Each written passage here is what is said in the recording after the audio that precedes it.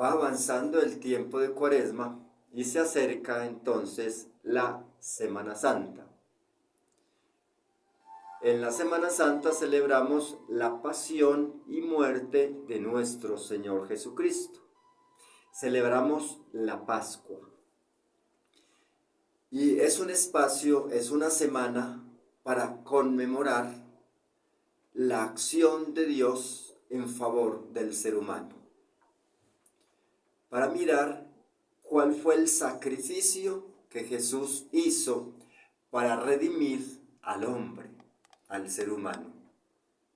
Yo he venido para que tengan vida y vida en abundancia. Y Él entrega su vida. Que dice, yo tengo la posibilidad de entregar la vida y volverla a recuperar.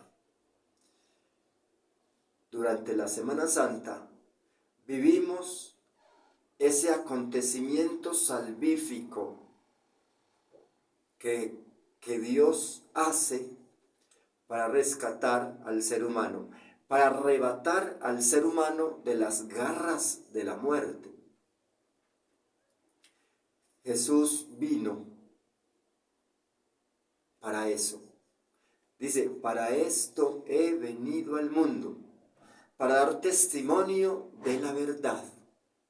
Y para todo aquel que se acerque a la verdad, tenga vida y vida en plenitud. Durante la Semana Santa, entonces se va a vivir varios acontecimientos, iniciando con la entrada de Jesús a Jerusalén, que se celebra el Domingo de Ramos. Se llama Domingo de Ramos porque cuando Jesús entró a Jerusalén, pues el pueblo de Israel cortó ramas porque un rey no podía entrar sin alfombrarle el camino. Entonces ellos alfombran el camino con ramas. Por eso se quedó en la tradición del Domingo de Ramos, con los ramos que entra para que sea como rey. Por eso ese domingo se proclama a Jesús como rey, que entre triunfante a Jerusalén. Y gritamos, viva el rey de los judíos. Es el domingo. Y ya entre los lunes, martes y miércoles se van celebrando diferentes acontecimientos de la vida de Jesús. En su vida pública va haciendo algunas curaciones, algunas recomendaciones, algunos escenarios importantes en la vida de Jesús que lo van marcando fuertemente como el Hijo de Dios que viene a hacer las obras de Dios, viene a hacer milagros, y esos milagros les incomoda al mundo hasta sentenciarlo a muerte. El Jueves Santo ya se celebra la Cena del Señor, donde el Señor da el testamento de Jesús, da el testamento. Ordena a sus apóstoles que conmemoren esta acción por siempre. La cena. Toma pan y toma vino y conmemora esa cena. Y luego, después de la cena, es entregado por uno de sus amigos para llevarlo a la muerte. Para llevarlo a una muerte ignominiosa, a la muerte de cruz que se hace el Viernes Santo. El Viernes Santo se conmemora, ahí sí, el Vía Crucis de Jesús, es decir, hasta la muerte. Todo el Vía Crucis se vive entonces el Viernes Santo, el viernes de pasión. Y muere en medio de dos ladrones. Allí muere Jesús en el Calvario. Y muere perdonando a sus verdugos y muere ofreciendo el paraíso a quien le dice: Señor, ten compasión de mí.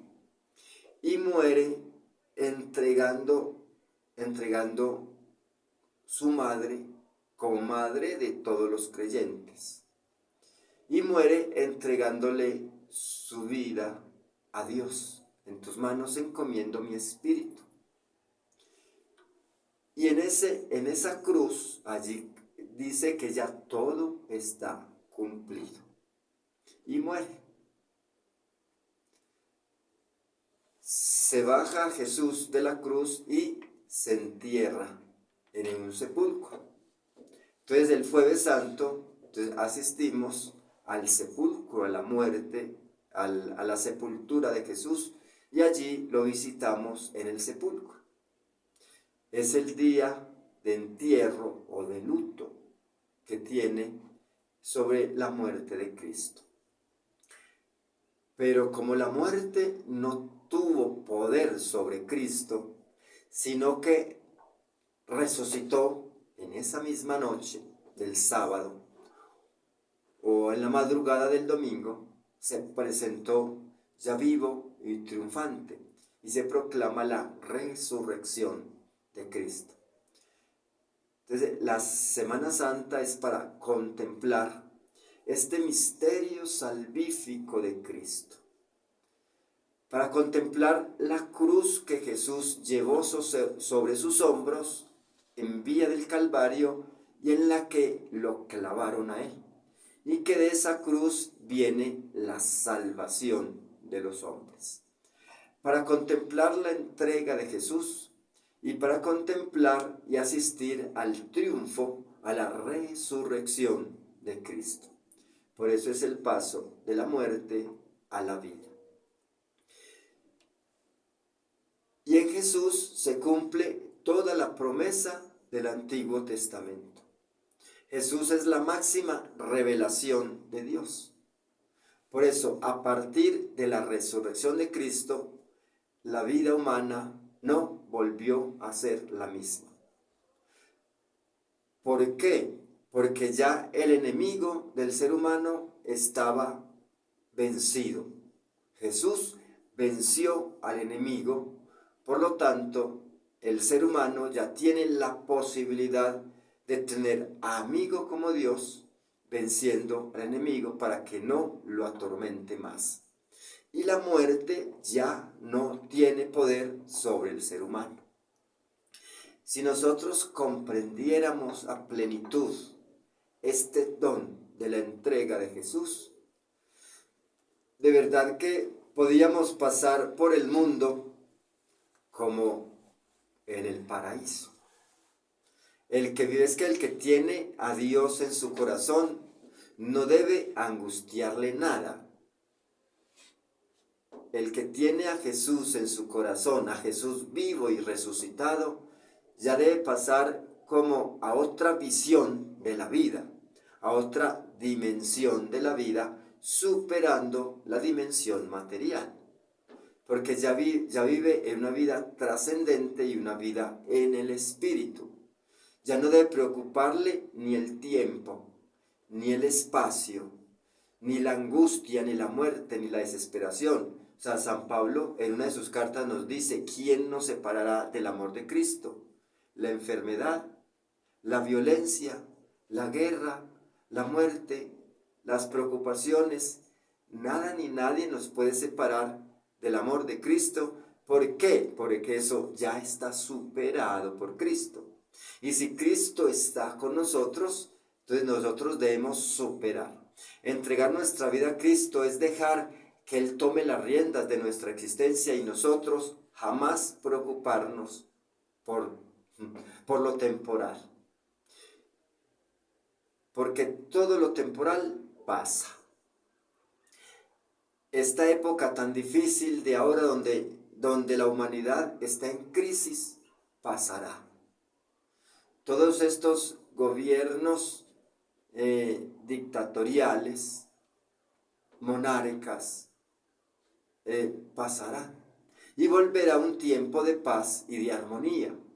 Y volverá donde la humanidad se construya nuevamente en el servicio, en el amor, en la colaboración mutua, donde va a reinar la paz.